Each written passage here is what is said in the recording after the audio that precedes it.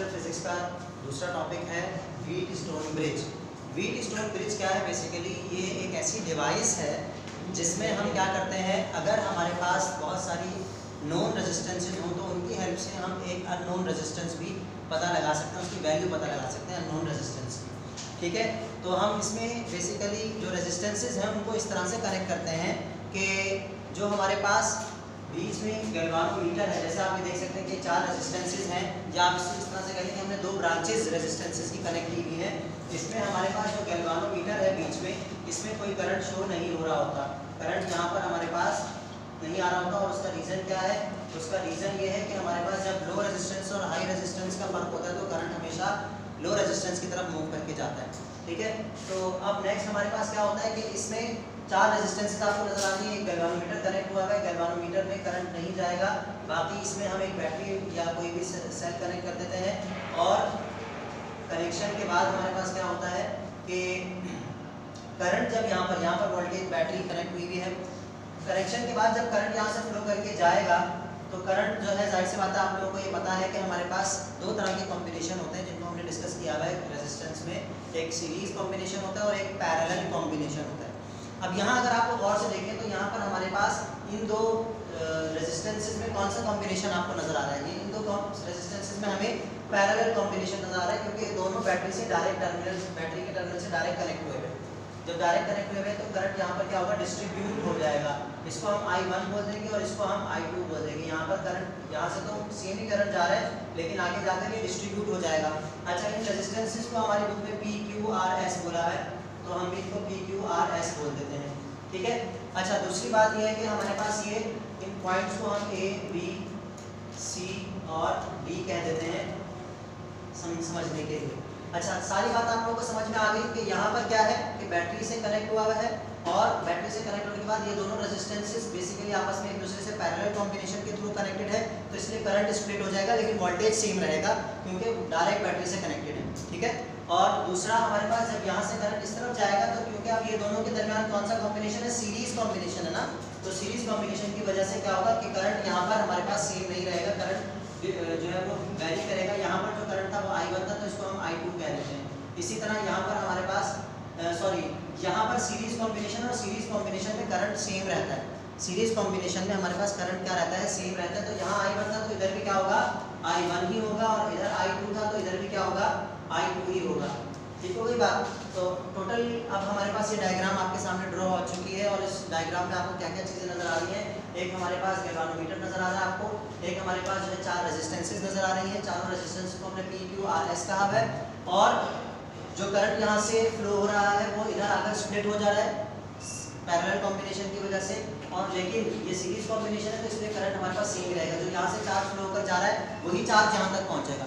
समझ में आ रही बात? जो चार्ज यहाँ से गया है वही चार्ज यहाँ पर पहुँचेगा, तो इसीलिए करंट इन दोनों रेजिस्टेंसेज में सेम है।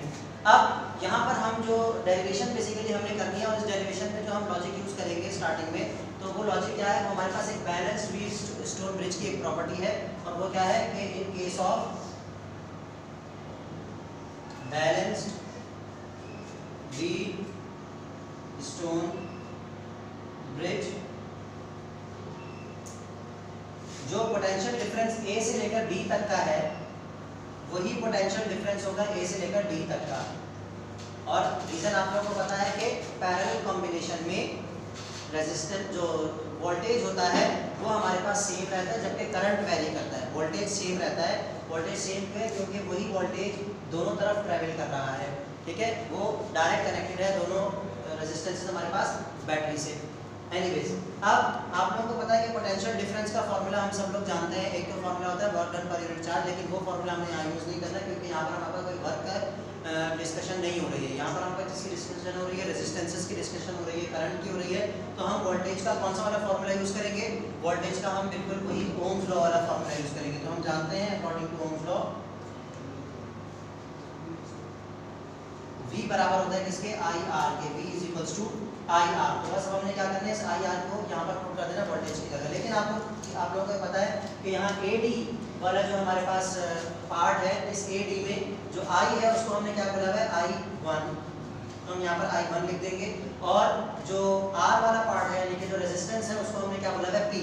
तो तो I1P लिख देंगे हम यहाँ पर इज इक्वल्स टू, और यहाँ नेक्स्ट हमारे पास क्या हो जाएगा AD मतलब यहाँ से लेकर यहाँ तक, और इधर हमने I को क्या बोला है I2, और जो हमारे पास रेजिस्टेंस है उसको हमने R ही कहा तो R ही रहने देंगे। तो ये हमारे पास एक इक्वेशन बन गई है।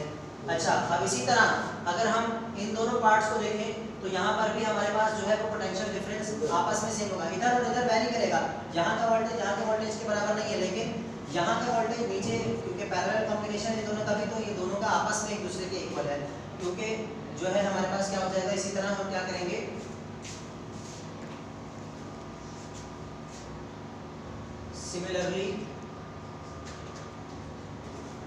सिमिलरली हमारे पास क्या होगा कि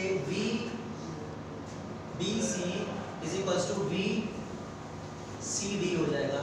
और फिर वही बात अकॉर्डिंग टू ओम्स लॉ,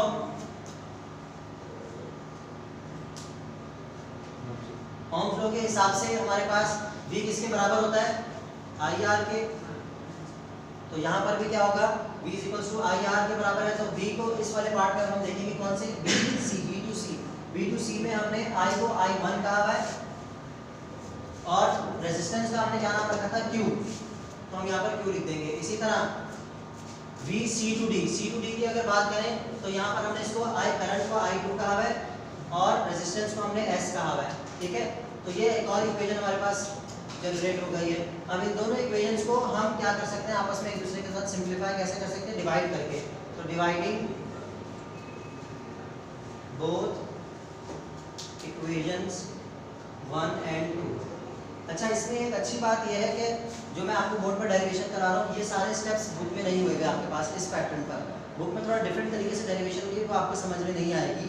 तो इसीलिए बुक में उन्होंने डायरेक्ट जो है वो डिवाइड करने के बाद वाला जो स्टेप है वो उन्होंने डायरेक्ट लिख दिया है। ये मैं आप लोगों को बेसिक कॉन्सेप्ट से पूरा लेकर चल रहा हूँ। तो इन दोनों को अगर हम डिवाइड करें तो I1P is equals to I2R हो जाएगा, और ये सेकंड इक्वेशन इसके नीचे आ जाएगी I1Q is equals to I2S। और अब आप सब लोग जानते हैं कि ये I1 से I1 कैंसिल हो जाएगा, I2 से I2 कैंसिल, और फॉर्मूला हमारे पास क्या हो जाएगा, P over Q is equals to R over S। अब आप इस इक्वेशन को इस तरह से भी लिख सकते हैं, और अगर आप चाहें तो इस इक्वेशन को जो है क्रॉस मल्टीप्लाई करके P over R is equals to Q over S भी कर सकते हैं।